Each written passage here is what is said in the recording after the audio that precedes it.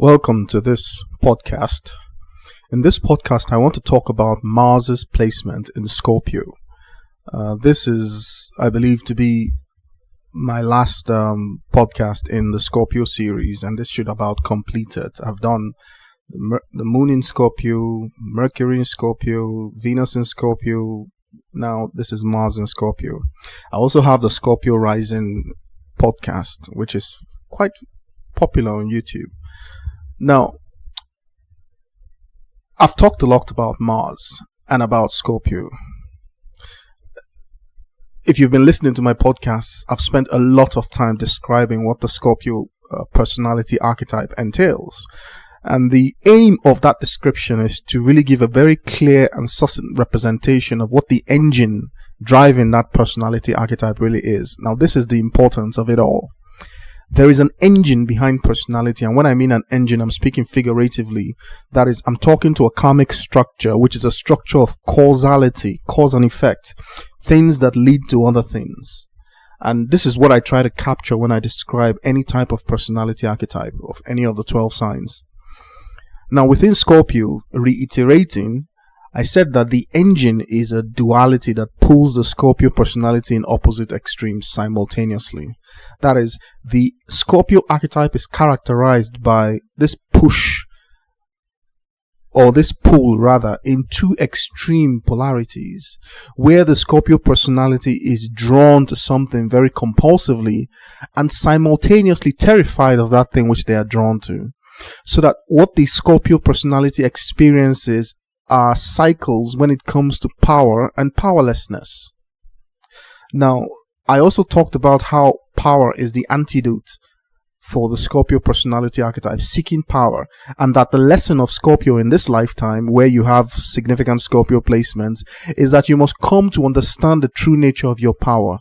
If you disown your power, then you will build it artificially, and that will backfire and put you in a powerless condition or a powerless situation.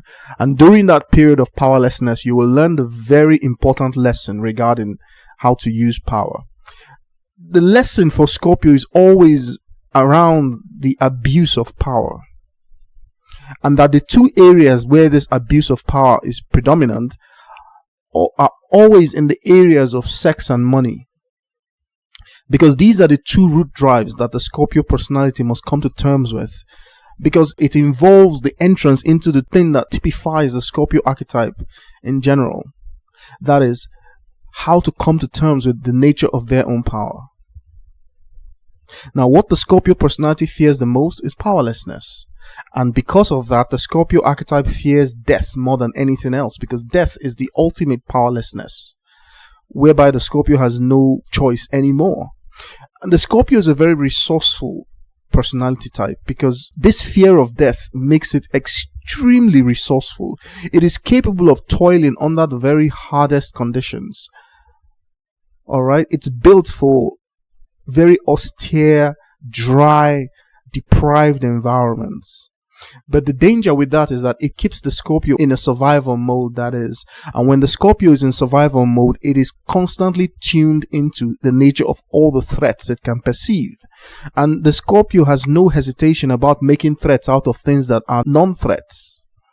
Okay? And when the Scorpio is operating on that level, it is impossible for them to maintain any type of relationship with other human beings. Because they have too many feelers out there for emotional sensitivity.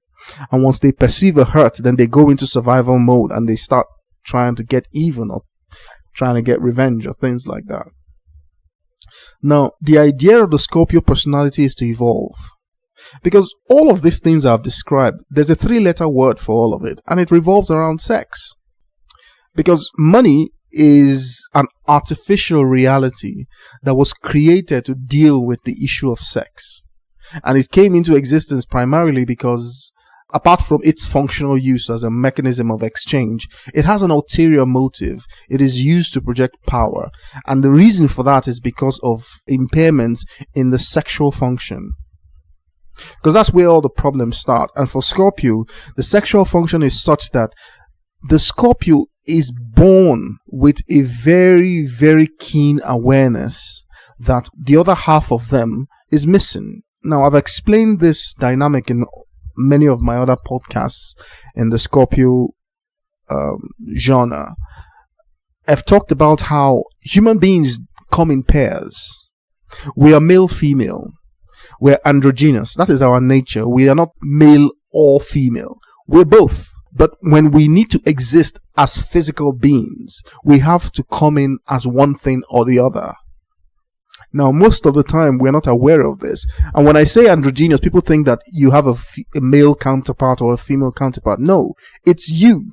Just you as a female or you as a male, but you're in one body. But you are aware of these two aspects of you as one thing. All right. But when you're born, you lose this memory. You lose understanding of what you really are. But when you have significant placements in Scorpio, you are born with this memory, even though it's not clear, but you are born with an instinct or an awareness of that, and you recognize the presence of an absence. Now, this is not meant to be an oxymoron. It is just to say that you are aware that there is a part of you that is missing, and you don't know what this is. And that hunger, that absence, it drives you crazy, literally. That's just the easiest way to explain it. Because you now begin this search to truly understand what is going on. And it's not a search that you can explain rationally. It's an instinct that drives you to seek understanding beyond the surface definition of everything. You want to know what's really, really going on. Why? Everyone else is happy enough to just carry on the surface. Why do you need to dig deeply? It's because you are aware of something that you cannot explain. And if you haven't been listening to my podcast, you won't know what that is. But by listening to this podcast on Scorpio, you understand precisely what it is that is missing. There's another you, another type of you that carries a different sex. And that's what's missing. And so when you come into this reality, you cannot tolerate that absence. And so you go digging. First of all, you know that there is an absence, but you don't know what it is. Now, as you dig deeper and deeper, a type of sexual energy begins to rise within you. And you are drawn to the opposite sex. You are drawn to them almost very instinctually, not to the opposite sex per se, but to the idea of sex. And more importantly, to the idea of the orgasm. The Scorpio is drawn to the idea of the orgasm. And it is this which they search for, because the orgasm now represents a vehicle through which they can access a reality that is different from this reality. And what they're constantly searching for in different people are those human beings that are able to transport them deeper and for longer, where they can experience this nothingness. Because what happens is they return from that journey with insight. And it is that which they hunger for, because it is that which allows them to understand what their reality is all about. And if you have significant placements in Scorpio, no matter what it is, it could be the moon, Venus, Mars, the sun, although the sun to a much lesser degree, and the Scorpio rising, you will have felt this instinctively, this sexual drive towards the orgasm. Now, you're not doing it because of the pleasure that comes from the orgasm. It has nothing to do with pleasure, really. Pleasure is just a byproduct. It is a suspension of the ego. It's almost as if the ego sits on top of the lid that opens the door to the truth of nothing. And by engaging in that orgasm, the deeper and longer the orgasm is, then the more you are able to lift the lid and become nothing. And in that nothingness, there is an alchemical transformation that is taking place in the Scorpio, because the Scorpio gets to become that nothing. And in that process, they're able to suspend this reality, all of it completely, go to the other side, and then come back, all within the fraction of a few seconds. Something comes back with them. They don't come back alone. They come back with the insight and the understanding, which I call the post-orgasmic experience, which is what the nature of Sagittarius really is. Now, so that in a nutshell is the Scorpio personality archetype. I've repeated it many times over these podcasts, so I'm not going to spend too much time repeating it.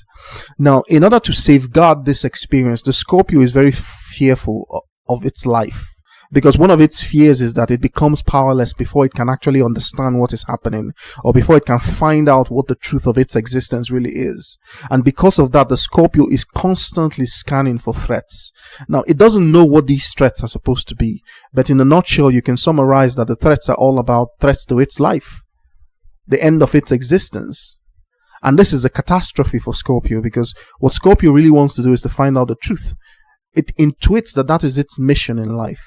And it is not very far from that truth. Okay? Now, when Scorpio eventually finds a human being that allows them to experience the depth of this connection, that is a transportation into the type of orgasmic reality that I've been discussing, so that they can experience what is, in essence, the post-orgasmic experience, something else takes over. Because the other side of the Scorpio that is missing, say for instance, the male-female aspect of the individual, they're always connected prior to physical birth, meaning that they always exist in a kind of permanent love-making state. That's really what it is. So when the disconnect occurs, what the androgynous individual experiences as a pain, that's what Scorpio is.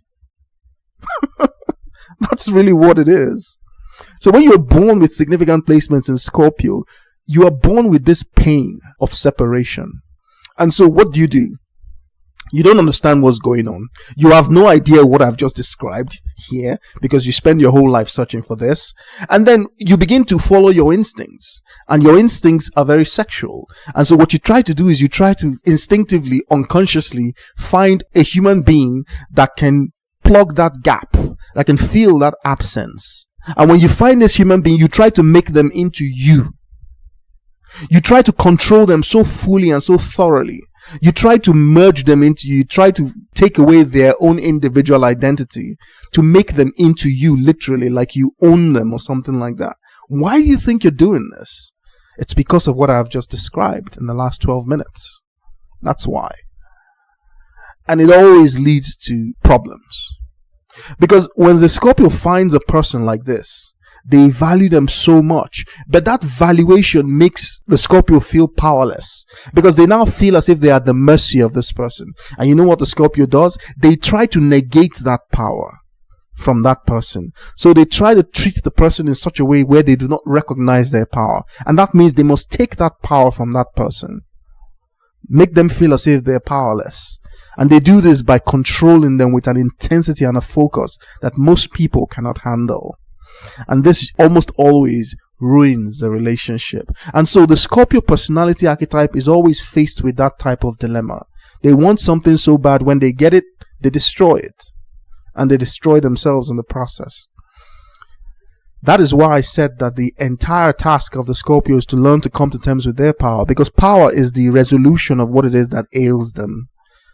Also true love, but it's almost impossible for them in that respect. Very few Scorpios actually find a way to experience true love, because if they could, it would solve most of their problems. But the way that they like to experience true love is by taking ownership of another human being, and every human being is a sovereign in their own right. But when the Scorpio attaches themselves to another human being and they try to implement these characteristics, they end up trying to destroy the person. Okay, and they bring upon themselves a great deal of pain. So that is not the way. The Scorpio personality must find their own individual power. And that is what the story of your life connotes when you have Mars in Scorpio. Because the archetype of Mars, the functional light that Mars is an impactor. It wants to create an impact impulsively and instantly. So it is this bringing to the surface, into physical realization, a tremendous surge in energy at an instant of time. And that is the aim of Mars. It is to provide the energy to move. And that energy is necessary because it is the nature of matter that matter has inertia, so that things tend to remain in their condition until something changes them. And that thing that changes the state of anything, that's the Martian function. So that Mars is the energy that allows you to change reality. And it's a suddenness. It means that the energy is largely distributed most of the time. And most of the time, people are comfortable allowing this energy to be distributed. But when the Martian function is summoned, it gathers that energy from that distributional state into an impulse function. And depending on which sign is producing the Martian function, that's what determines how long this gathering process takes place. I talked about how Mars in Aries is the instant gathering of this energy from the distributor state to the impactor state very quickly, and that typifies the Mars in Aries function. When Mars is in Scorpio, it is not instant. Mars takes time, but at each interval of time which it takes, it gathers a tremendous amount of strength. So that Mars in Scorpio is not an impulse function. It is an impulse that takes time, but doesn't lose any of its potency while it is taking time. A typical example is that I told you that Mars is the way that we get angry.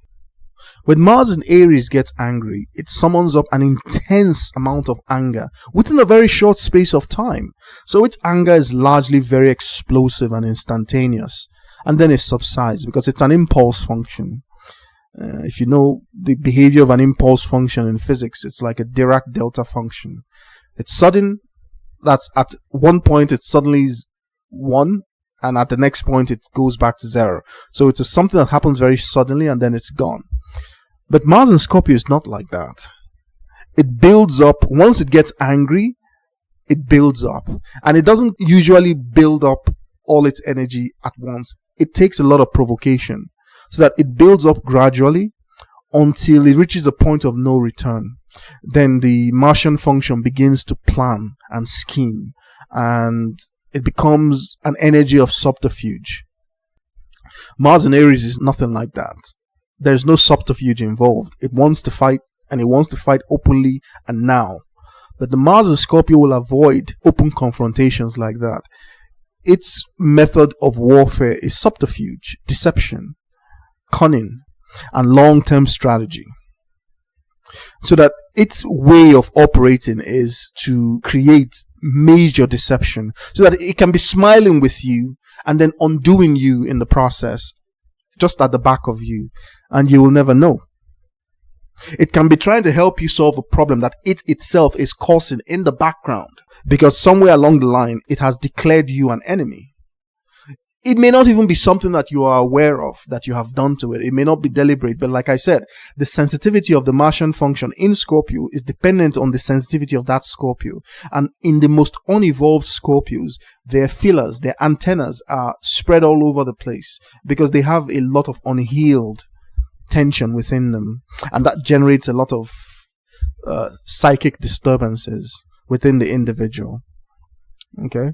Now, in the more positive expressions, Mars in Scorpio is very good for building things, regenerating things, recycling things, so that no matter how beat down the person is, they can regenerate. That's one of the things about Mars in Scorpio. They can take something that is really broken down and they can regenerate it. They have the perseverance and the depth of character to be able to do this. It is very difficult to find positive expressions for Mars and Scorpio because it requires that the Scorpio function be elevated in itself. And Scorpio, in order to do that, must have experienced the resultant of the games that it plays. And all the games that Scorpio play are strategic games. They're games of survival, really. And they're games that have to do with its fear and threat that it feels all the time. Now, until the Scorpio has sorted all of that out, and has found its normal expression, alright, then it is still in revengeful mode, where it's trying to get even with all sorts of things. And in that mode, you have a tremendous amount of envy and jealousy that is possible. Alright? Because the Scorpio personality at its root is a very primordial type of instinct. Alright? It wants power, because it rightly intuits that power is the solution to what ails it. But in its primordial instinct for power, it usually grabs power. It robs other people of their sovereignty. It doesn't ask, it just takes what it wants. It bullies people. That's its prima facie expression. If you give it a tiny little inch, it will expand that inch into a mile and suddenly make a stand for the whole thing. That's its nature, and it is all driven by fear. But the fear that it feels is so deep within its nature that it conceals this fear. And what it does is it tries to project this fear as a kind of strength. And that's what causes it to start playing all these games. But the games backfire. This is the most important thing. Its life story is the story of this backfiring. Now, it may play these games for an entire lifetime, seeking for the prize of the ultimate power structure or the ultimate pinnacle of power. Now, at some point, if the backfiring doesn't occur during this journey of its, of its journey towards power, then the backfiring happens just when it's about to grab that last and final prize, or when it finally grabs it and it all comes tumbling down, and then that final act destroys it. Because that is the nature of, once you have your Mars in Scorpio, you are here to understand what it means to deal with power. Because everything I have described about the Scorpio function now has Mars behind it. That is the impulse function to act. Meaning the sexual act is basically one of, it's brute, it's intense, and it literally is an act that tries to rob its entire partner of their sovereignty completely. Meaning the Mars in Scorpio wants to own you, mind, body, and soul. And it will not tolerate that you don't allow it to do this. Once you object to its ability to own you, mind, body, and soul, then it declares you an enemy. These are not easy people to partner with. They are not, because where you meet them on their evolutionary life cycle, on the evolutionary cycle with this Scorpio, that's what will determine what you get and what you meet in terms of how well is this person able to handle the demands of power. How well are they able to share? Because whenever this person does anything for you, there is an ulterior motive.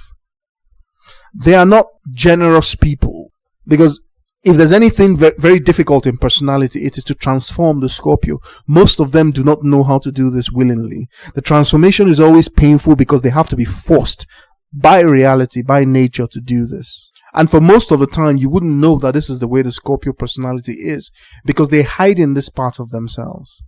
Okay? So they're able to keep up this type of appearance for a very long time. Subterfuge.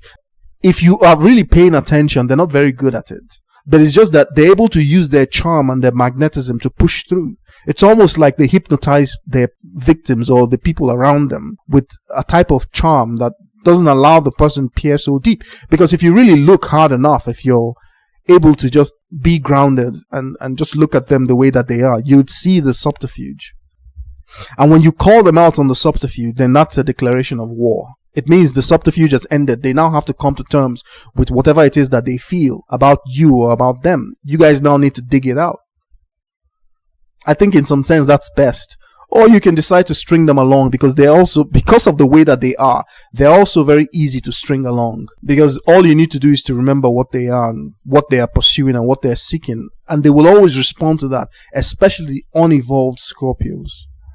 They will always pursue that subterfuge, So as long as you keep your eye on that, then you can have a relationship with them, because you know precisely what it is that they want, and you know that they will be willing to use subterfuge to get it. So as long as you keep your eye on that, most gazelles feeding on the savannah, as long as they keep their eye on the predator, on the lion or the hyena or whatever, they're safe, because they can always outrun them once they get good heads up. The problem is the sneaky part, when they don't see that the predator is coming, and then they get ambushed. The Mars in Scorpio is an ambush predator once they are in combat mode. But as long as you keep your eyes on them, there's really nothing they can do. Okay? A Mars in Scorpio personality is embroiled in the idea and the energy of sex. When they have sex with you, they will dominate you. Their entire sexual business strategy is domination. Now, for women who have Mars in Scorpio, they will be attracted to those who can dominate them in bed. There is just something about the nature of power that the Mars in Scorpio personality is trying to resolve within themselves. And this extends into the bedroom. So that their idea of lovemaking or their idea of sexual intimacy is one where they can penetrate right into the heart of whatever it is that you believe that you are. It's an invasion, literally, of your sovereignty. All right. And it is very important that if you are not this type of person, if you cannot receive this type of advancement, then you let the Mars in Scorpio personality know prior. Because when you guys get down, there's only one person who's going to come out on top of that show. And that's the Mars in Scorpio. they will fuck you in a way that completely disempowers you. It's not sex per se. It's the idea that they're trying to make you theirs. And they want to make you theirs from every angle possible, from every direction, such that you are more like a captive of some kind. It's a very primal instinct. So if you're not down with that, then the Mars in Scorpio is not your cup of tea. And for women who have Mars in Scorpio, they are attracted to these type of personalities that are deep, brooding, and more importantly, they're able to act on those sentiments because that is the Mars that is in Scorpio.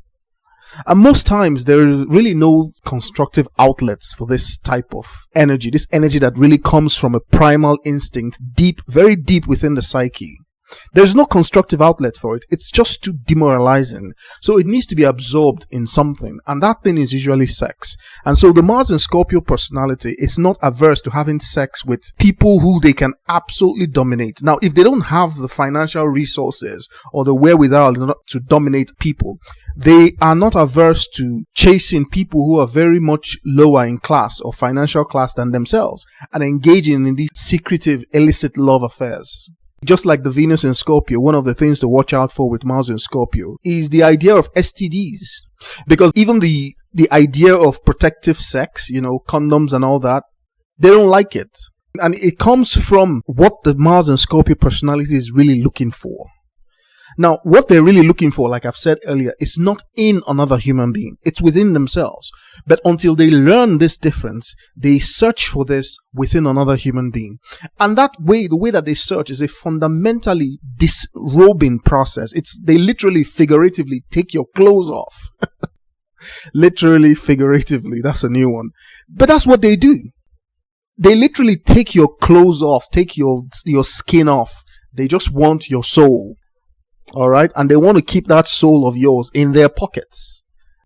And you know what that means. So that's literally what it is. It's a very intense placement. I don't think there's a physical placement more intense than the Mars in Scorpio.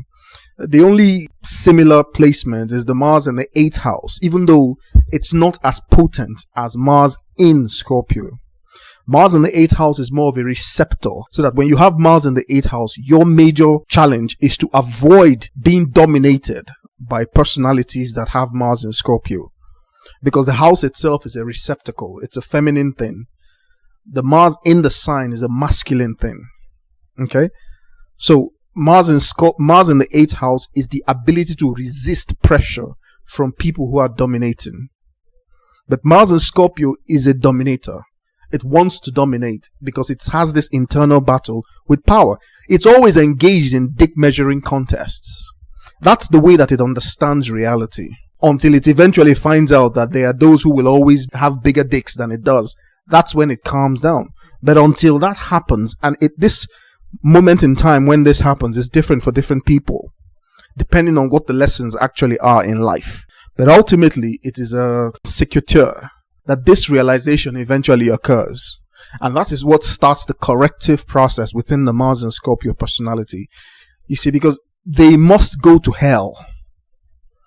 That's what Mars and Scorpio is. At some point in time in their reality, they will go to hell. And that experience will transform that Martian instinct. So that when it comes out of that experience, it is transformed. It's no longer dominated by the need to seize power from others. Okay? And where that moment is in time for everyone is very different for everyone, depending on the overall context of your natal chart. So if you are once you have significant placements in Scorpio, your life is divided into at least two portions. There is the orgasmic experience and there's the post-orgasmic experience. Now, the aim of every Scorpio personality type is to reach the post-orgasmic experience, the Sagittarius. That's where they're really going to. Because only from there that you can get to Capricorn. But most of them get stuck in that orgasmic experience because they don't know what it is. They don't understand it. And Scorpio has a habit of making the same errors over and over and over again. So they keep doing the same thing over and over again, thinking that this time is going to be different. Okay? They keep revolving around the same types of people. And Mars and Scorpios, they can have these types of very toxic relationships whereby they keep revolving around the same person or the same set of circumstances over and over again, unable to break free. And that is the compulsive, obsessive nature of this placement. And when you have it, you know that in this lifetime, you must come face to face with everything which you are hiding behind that obsessive compulsive placement. And once you come face to face with it, it will transform you. And out of the other end will emerge someone who's ready to be able to use their power for the benefit of others, and in so doing, lift themselves up. But prior to that, they just keep revolving around this, this central point of theirs. Now, I've explained to you where the instinct for control is, and I've explained to you that they have the regenerative capability of healing themselves and healing whatever it is they throw their heart into. And that also involves people. If they fall in love with you and they're really taken by you, they can heal you of whatever it is that ails you. And they know how to go about their business. You see, they have the depth of personality that allows them to succeed in business because they have all those attributes. They have the charm, they have the personality, they have the agreeability or the agreeableness when they want to. You're just going to have a problem when it comes to sharing, because it is in that area that they seek power. They won't want to share 50-50 with you. They will want more, and they will scheme up different ways on how to get more. Because the Scorpio feels that they have to be in control of everything around them, their entire reality, in order to keep themselves safe. All of that need for control is a measure of the fear that they feel. So that when the Mars and Scorpio feel spooked, right, they go into ultra defensive mode. They lock down the hatches or batten down the hatches, as the case may be, and they go into that defensive mode where they become professional assholes. Now, if you are in a bond with them, they will try to wield power over you, but they will also defend you against anybody else because they consider you theirs. And so when somebody launches an attack against you, it's almost like they're launching an attack against them. And they will come fighting for you almost as if it's their own person that has been injured. Okay? Now, being in a relationship with the Mars and Scorpio requires that you understand what it is that you're really getting yourself into. Because you are going to feel the intensity, and they're going to dominate you, and they're going to try to take over every aspect of your reality, and they will burn with an intense rage and jealousy which won't be apparent once you reach out to somebody else or something else.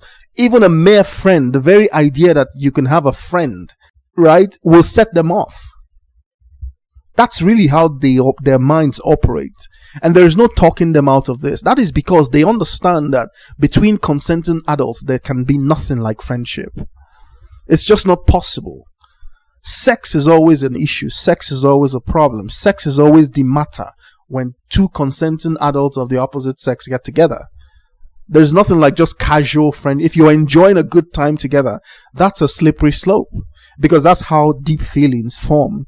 To love is to know. The more time you get to spend with someone, the more your feelings for them get to, come to the surface.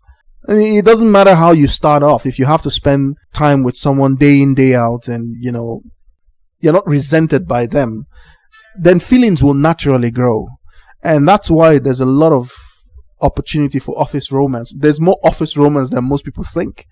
Just because you spend so much time with the same people, things develop. Now, but that in itself is not a bad thing, because it only makes sense that people work 5-6 days a week. They spend time with the same people over and over again. That's just human nature. But the Mars and Scorpio will not understand things that way. Once you are theirs, you are theirs. And when it means theirs, it means mind, body, and soul. It means that everything you own is for them, but everything they own is for them too. It's not for you.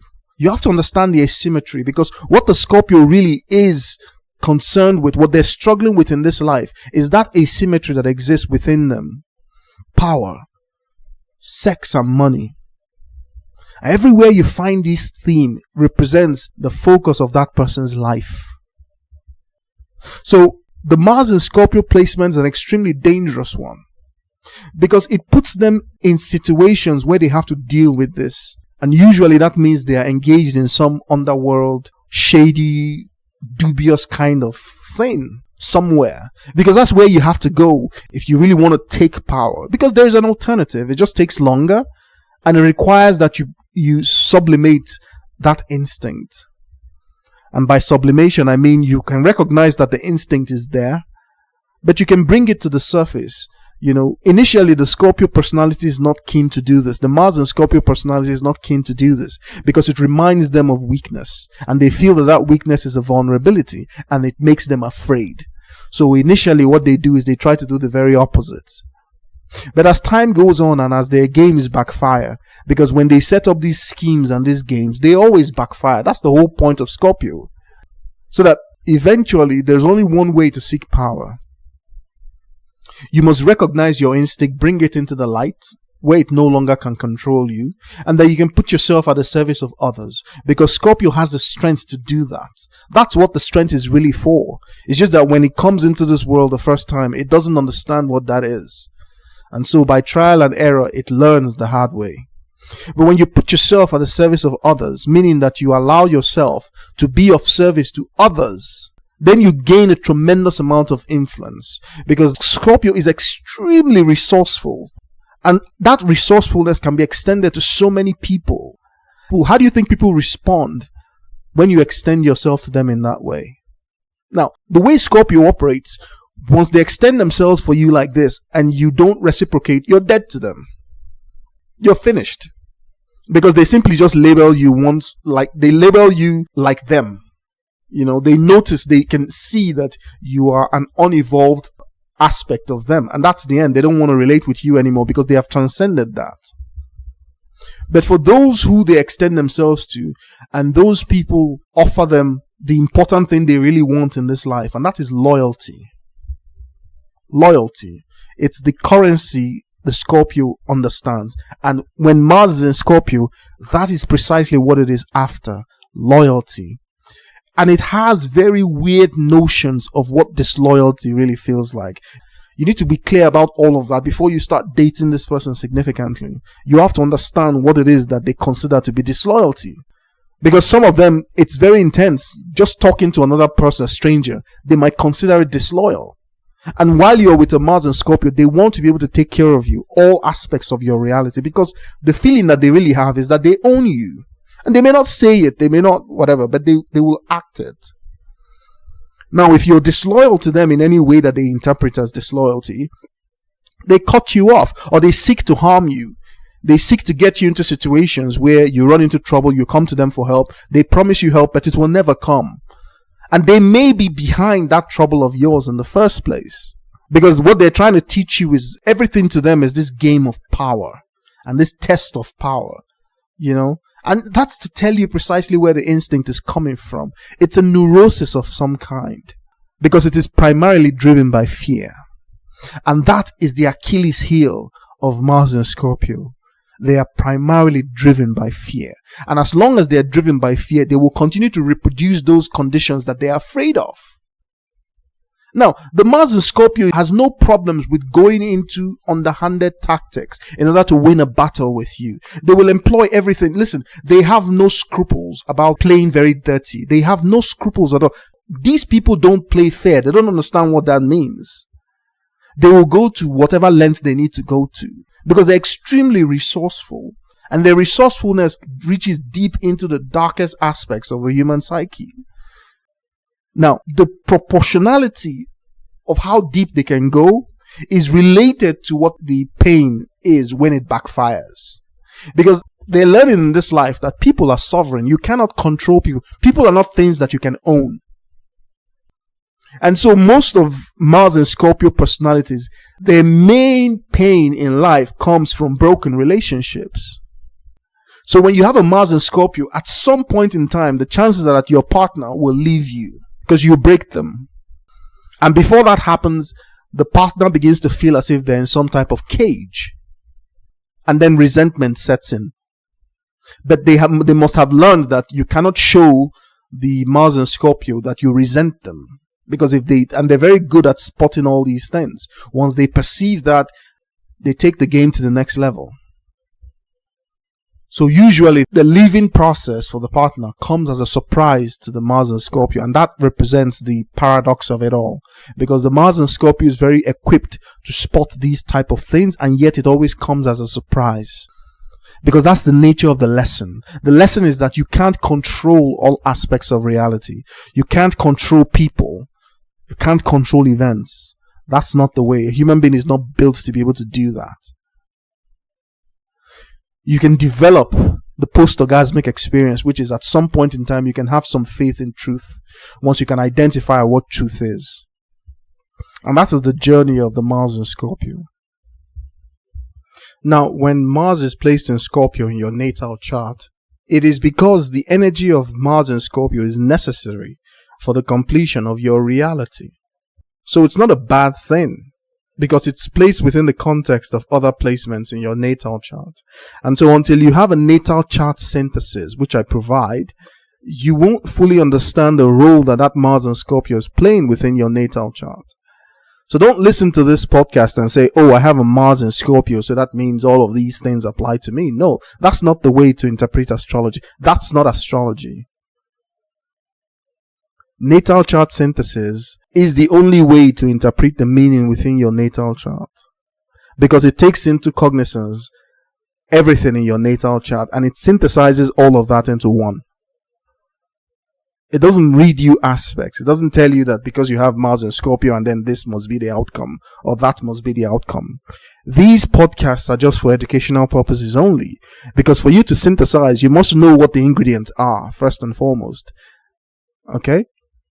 And I've often used the concept of water to describe how things, when they synthesize, they can be very different from their individual elements. Hydrogen and oxygen are they are gases at room temperature. Hydrogen is explosive in the presence of air, and oxygen will burn very naturally. But when you combine those two things together to make water, then something else totally different from the individual elements emerges. Alright? So that's the way natal chart synthesis is. Once you combine your Mars and Scorpio with everything else in your natal chart, then you see how that energy fits into everything else in your natal chart. And that's the only place you can derive meaning from. You will never feel the individual placement of Mars and Scorpio. It's there within you, but you'll never feel it per se, because it's involved in everything else.